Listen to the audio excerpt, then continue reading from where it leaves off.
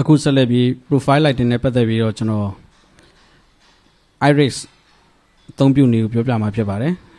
ဒါဆိုရင်ကျွန်တော် profile lighting 36 degree profile lighting lens ဖြစ်ပါတယ်ဒါအခုကျွန်တော်အဝန်းဝိုင်းဆိုရင်ဒါကြီးမြင်ရမှာပါအဲ့ဒါလေးကျွန်တော်အသေးလိုက်မယ်လုံးမယ်ဆိုရင်ကျွန်တော် profile lighting ရဲ့ဒီခုနပုံမှာပြထားတဲ့အတိုင်း iris ထက်တဲ့နေရာကိုကျွန်တော် iris လေးကိုထည့်လိုက်ပါမယ်ဒါအချင်းကျယ်ပေါ့နော်မျက်ကွင်းအချင်းကျယ်လုပ်လို့ရတာပေါ့အခုဒါလို့ကျွန်တော်ဒီ site ကနေပြီးတော့ကျွန်တော်သေးလိုက်ခြင်းတယ်ပေါ့အဲ့ဒါဆိုရင်ကျွန်တော် iris ကို adjust လုပ်လိုက်ရင်ဒါတဖြည်းဖြည်းသေးသွားမှာဖြစ်ပါတယ်ဒါ iris အဆုံးထိဆိုရင်လုံးဝ spot သေးလေးထိကိုကြာအောင်လုပ်လို့ရပါတယ်နော်ဒါ iris အချင်းကျယ်ကိုကျွန်တော်တို့ manually focus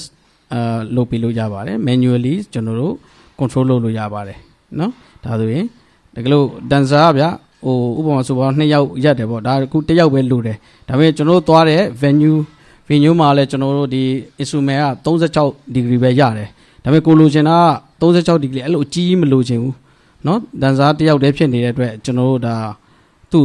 ဟိုသေးချင်တယ်ဗောနော်ဒီအဝန်းဝိုင်းကိုတော့ကျွန်တော် light beam ရဲ့အဝန်းဝိုင်းသေးချင်လို့ရှိရင်ကျွန်တော်တို့က iris ကိုအသုံးပြုရမှာဖြစ်ပါတယ်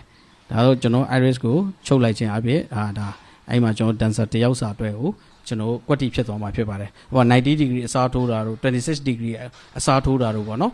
36အောက်ငယ်တဲ့ degree တွေကိုကျွန်တော်တို့ကလိုသလိုအစားထိုးလို့ရတယ်ဒါမှမဟုတ်5 degree ထိဖြစ်အောင်ဆိုရင်လည်းကျွန်တော်5 degree ထိကိုကျွန်တော်တို့ကချုပ်လို့ရတယ်ဒါ profile lighting မှာအရန်သုံးဝင်တဲ့ iris